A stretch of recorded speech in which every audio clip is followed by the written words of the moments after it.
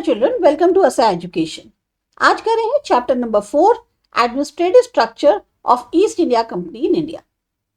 India में आकर east India company ने कैसे अपना कामकाज चलाया, उसका क्या उसने ढांचा तैयार किया, किस तरीके से उसने शासन किया, उसके बारे में देखते हैं। जब इनकी एम्पायर जो है इंडिया में स्टैब्लिश हो गई 1757 एडी में, तब ईस्ट इंडिया कंपनी ने एक ऐसा एडमिनिस्ट्रेटिव स्ट्रक्चर बनाया कि उससे वो जो है अपनी जो एम्पायर है उसको कंट्रोल भी कर सकें और पूरा उसका जो कामकाज है उसको भी देख सकें।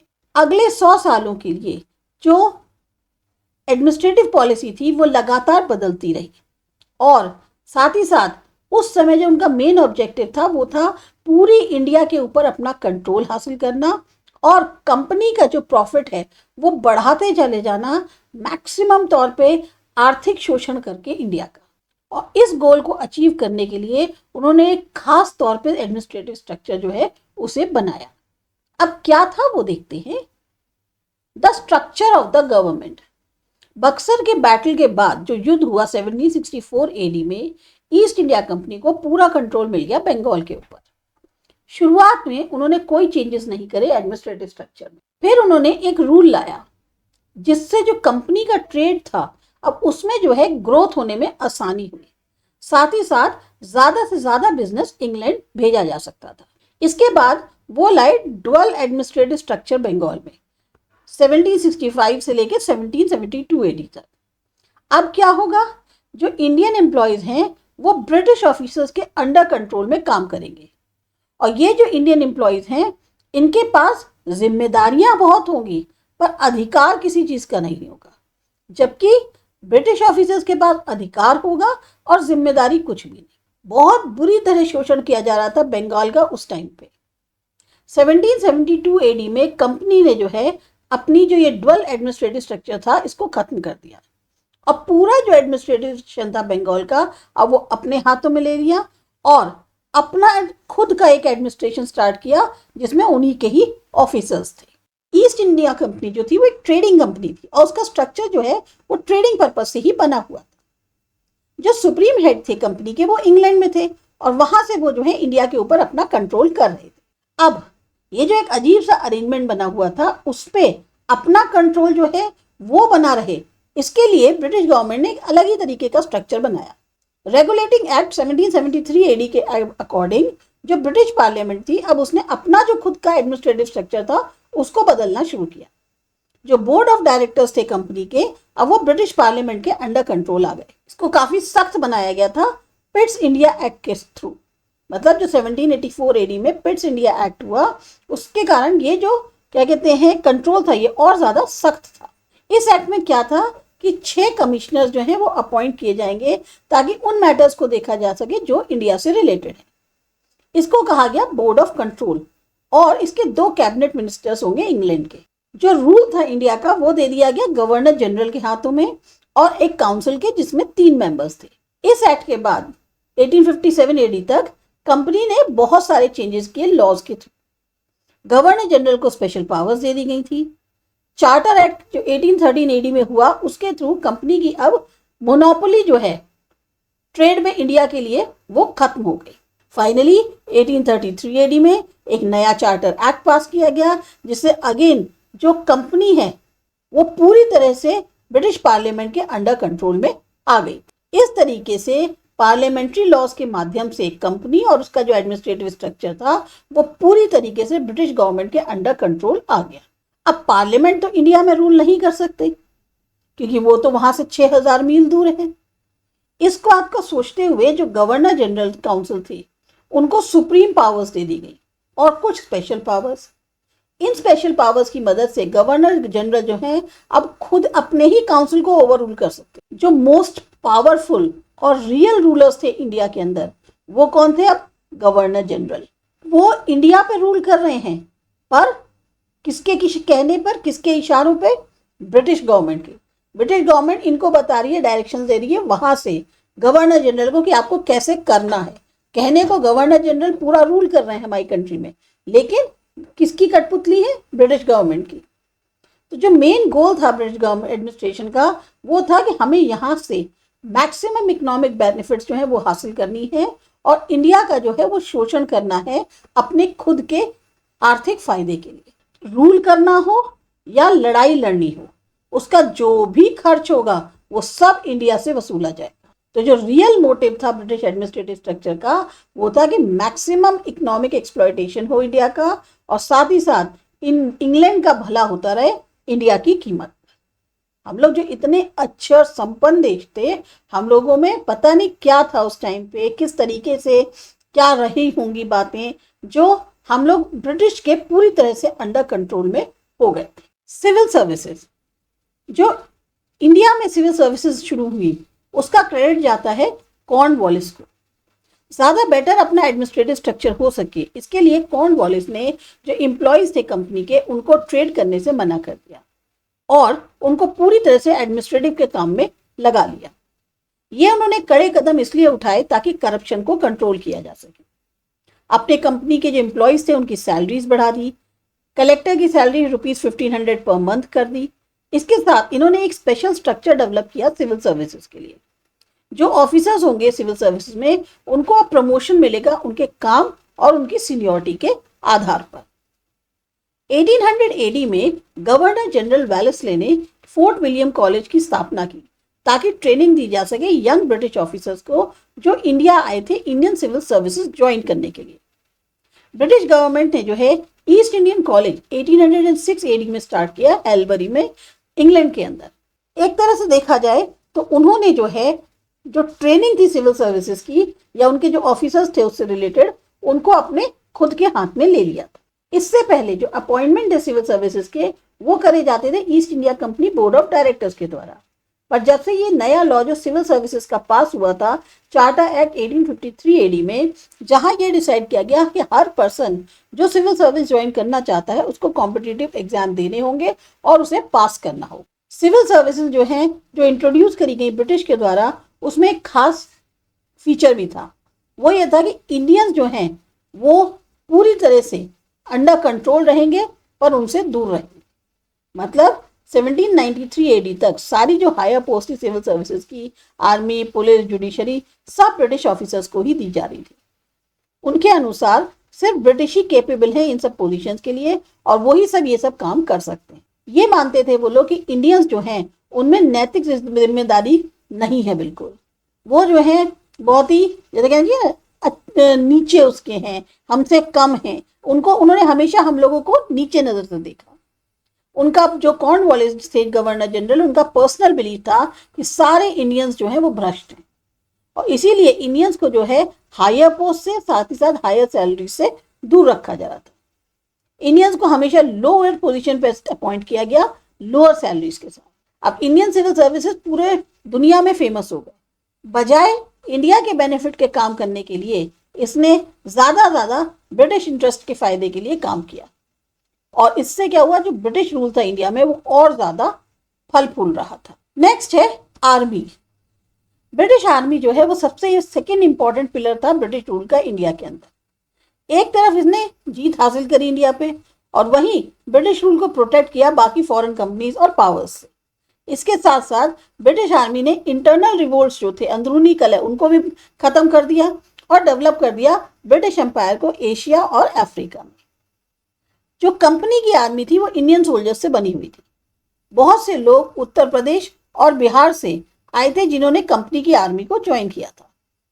1857 रिवोल्ट तक लगभग 3,11,400 सोल्जर्स जो हैं आर्मी में थे कंपनी के, जिसमें 2,65,900 इंडियंस थे। जो हायर पोजीशन थी वो ब्रिटिश को ही दी गई थी।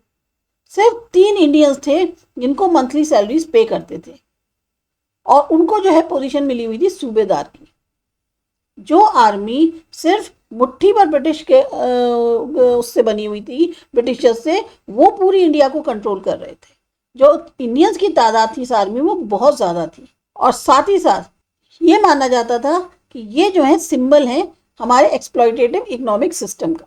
इंग्लिश आर्मी जो है उसने रेगुलर सैलरीज ऑफर करी इंडियन सोल्जर्स को। नतीजा क्या हुआ, अपनी जीविका को कमाने के लिए इंडियंस जो हैं वो ब्रिटिश एम्पायर के सोल्जर्स के तौर पे काम करने लगे। फिर आता है पुलिस। पुलिस बहुत ही इंपॉर्टेंट मशीनरी थी ब्रिटिश इंपीरियलिज्म की। गवर्नर जनरल कॉर्नवालिस जो है वो रिस्पॉन्सिबल हैं पुलिस सिस्टम की शुरुआत करने के लिए। एक उन्होंने सिविल सर्विसेज की शुरुआत करी, एक उन्होंने पुलिस सिस्टम की।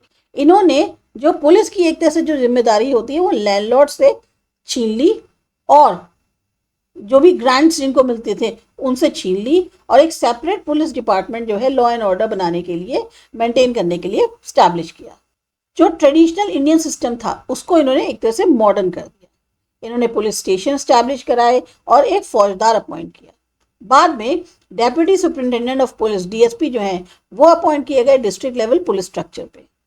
डीएसपी हाईएस्ट पोस्ट थी पुलिस ऑफिसर की डिस्ट्रिक्ट लेवल पे। हायर पोजीशंस पर सिर्फ ब्रिटिश बैठे हुए थे। चौकीदार जो है वो अपॉइंट किए गए विलेज लेवल पे। तो ब्रिटिश ने मैक्सिमम पुलिस सिस्टम का यूज किया ताकि इंडियन का जो फ्रीडम मूवमेंट है उनको क्रश किया जा सके। तो इस नजरिए से ये बिल्कुल साबित होता है कि बजाय प्रोटेक्शन के लिए काम करने के पब्लिक के, पुलिस सिस्टम सिर्फ और सिर्फ इंटरेस्ट जो ब्रिटिश का था उसको सिक्योर करने का काम कर रहा था। अब है organization of the judiciary. British ने जुडिशरी सिस्टम को भी इनिशिएट किया क्रिमिनल और सिविल कोर्ट्स बना के। वॉरेन हेस्टिंग्स के से शुरुआत हुई जब उन्होंने रेगुलेटिंग एक्ट लाए 1773 एडी में। कॉर्नवालिस 1793 एडी में थे। उन्होंने बहुत सारे चेंजेस किए जुडिशरी में।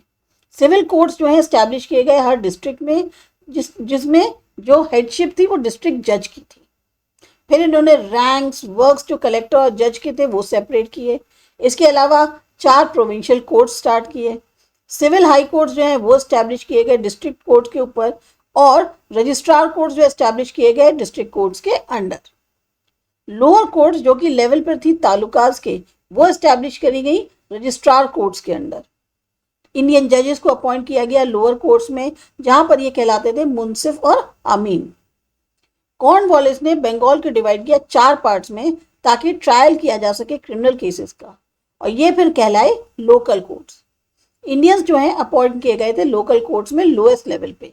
मुस्लिम लॉज में उन्होंने चेंजेस किए और उसकी जगह वो इंग्लिश लॉज ले आए। विलियम बेंटिक जो थे उन्होंने भी बहुत चेंजेस किए जुडिशरी में। यही थे जिन्होंने इंडियंस को अपॉइंट करना शुरू किया था हायर पोजीशंस पर जुडिशरी के। इन्होंने लोकल और प्रोविंशियल कोर्ट्स जो है बंद कर दिए और चार्जेस जो है वो दे दिए डिस्ट्रिक्ट जज को। हाई कोर्ट्स एस्टैब्लिश हुए कलकत्ता, मद्रास और मुंबई में। सुप्रीम कोर्ट स्टैब्लिश हुआ 1773 एडी में। जो भी एग्जिस्टिंग लेजिस्लेशंस थे उन्होंने इनको कैंसिल कर दिया और एक नया लीगल प्रोसीजर जो है उसको स्टैब्लिश किया। तो जो इंडियन जुडिशियल सिस्टम था वो बेस्ड था ट्रेडिशनल और कस्टमरी रिचुअल्स पर। अब अलग अलग जुडिशियल सिस्टम्स जो हैं वो थे हिंदूज और मुस्लिम्स के लिए, तो ये सब सिस्टम्स कैंसिल किए गए। एक कॉमन जुडिशियल सिस्टम जो है उसको लाया गया ब्रिटिश द्वारा। लॉ जितनी थी वो कोडिफाइड थी। एक मॉडर्न फॉर्म जो है दिया गया उनको, हर एक लॉ को जो है डिटेल में एक्सप्लेन करके। चार्टर एक्ट ऑफ 1833 के अनुसार हर कोई जो है वो लॉ के सामने बराबर था। ब्रिटिश गवर्नमेंट ने एस्टैब्लिश किया लॉ कमीशन 1833 एडी में ताकि कोडिफाई किया जा सके इंडियन लॉज को, जिसमें हेडशिप किसकी थी? मैकाले की। ये जो लॉ कमीशन था इसने एक लीगल सिस्टम बनाया इंडिया के अंदर जो काफ़ी हद तक सिमिलर था वेस्टर्न कंट्रीज से। साथ ही साथ इन्होंने जितने भी कानून थे उनको कोडिफाई किया जो कि इंडियन क्रिमिनल प्रोसीजर से रिलेटेड थे, यानी क्रिमिनल प्रोसीजर जो कोड होता है और सिविल प्रोसीजर कोड जो होता है उससे जो भी रिलेटेड थे उनको पूरी तरह से कोडिफाई किया। अब खाली एक ही तरीके का लीगल सिस्टम जो है लीगल सिस्टम वो एस्टैब्लिश हुआ पूरी इंडिया में, और इस तरीके से जो राइट थी कि सब लोग जो है कानून के सामने बराबर हैं वो स्टैब्लिश हो। Rule of law and equality of all before the law. British ने एस्टैब्लिश किया एक modern idea rule of law का। इसका मतलब क्या है कि जो ब्रिटिश रूल है इंडिया के अंदर वो गवर्न किया जाएगा थियोरेटिकली लॉ के द्वारा। ये किसी भी रूलर के अपनी पर्सनल विश के अकॉर्डिंग गवर्न नहीं होगा। लॉ के माध्यम से जो राइट्स और रिस्पॉन्सिबिलिटीज हैं लोगों की वो समझाई गई। जो ट्रेडिशनल एडमिनिस्ट्रेटिव सिस्टम था इंडिया का उसमें जो रूलर की विल थी वो जो है लॉ मानी जाती थी, मतलब अगर राजा ने जो कह दिया फिर वही जो है कानून है। जबकि ब्रिटिश रूल में आपको जो रूल किया जाएगा वो कानून के आधार पे किया जाएगा। ब्रिटिश रूल के टाइम पे इंडियन जुडिशियल सिस्टम जो है वो आधारित था कानून के सामने सब बराबर है। इस डॉक्ट्रिन के अनुसार हर ह्यूमन बीइंग जो है वो कानून के बराबर है, मतलब कानून की नज़र में सब इक्वल है। लॉ के अकॉर्डिंग कोई भी भेदभाव नहीं किया जाएगा कास्ट, रिलीजन के या क्लास के आधार पर। ट्रेडिशनल इंडियन जुडिशियल सिस्टम में जस्टिस जो है वो कास्ट पर बेस्ड थी। सेम क्राइम के लिए लोअर कास्ट को जो है ज़्यादा और सीवियर पनिशमेंट दिया जाता था, अपर कास्ट को कम पनिशमेंट दिया जाता था। साथ ही साथ कोई भी केसेस जो हैं वो लैंडलॉर्ड के अगेंस्ट नहीं होते थे या फ्यूडल क्लासेस के अगेंस्ट। इसके अगेंस्ट जो है ब्रिटिश रूल ने ओपन करे डोर्स कि सब लोग उसमें शामिल हैं। आम जनता भी जो है उसके लिए भी कानून के दरवाजे खुले हुए हैं। आपको जो है सबको बराबर का न्याय मिलेगा। अब देखते हैं मेरिट्स और डीमेरिट्स। ब्रिटिश एडमिनिस्ट्रेटिव जो सिस्टम था उसने एक modern administrative structure, police structure, military structure और जुडिशियल स्ट्रक्चर स्टैब्लिश किया। सबके सब जो है किस आधार पे थे? क्वालिटी, और उनकी जो फॉर्म थी वो बहुत मॉडर्न थी। पर हमें एक चीज याद रखनी चाहिए कि जो ओनली एंड ओनली ऑब्जेक्टिव था ब्रिटिश रूल का इंडिया के अंदर वो ये था कि अपनी ब्रिटिश एम्पायर को ज्यादा से ज्यादा मजबूत बनाना। तो मॉडर्न इंस्टीट्यूशन स्टैब्लिश तो किए गए, लेकिन इंडियंस को उससे कोई भी फायदा नहीं हुआ। अब जैसे इंडियंस को ना तो हायर पोजीशन पर अपॉइंट कर रहे थे अलग अलग इंस्टीट्यूशंस में, चाहे सिविल सर्विस हो, आर्मी, पुलिस या जुडिशरी। जो ब्रिटिश लॉज थी वो बहुत ज्यादा प्रॉब्लम वाली थी, क्योंकि वो जो है फॉरेन रूल लगा रही थी इंडिया के ऊपर एक तानाशाही तरीके से।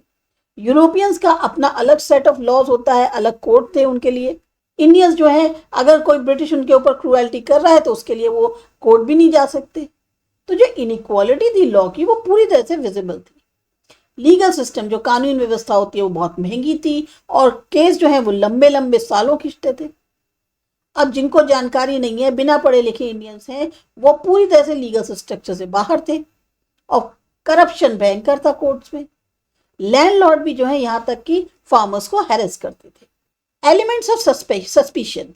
ब्रिटिश पॉलिसीज की वजह से एक ऐसा माहौल बनने लग गया जिसमें किसी को भरोसा नहीं था, शक होने लग गया था, जो अब इंडिया में उभर रहा था।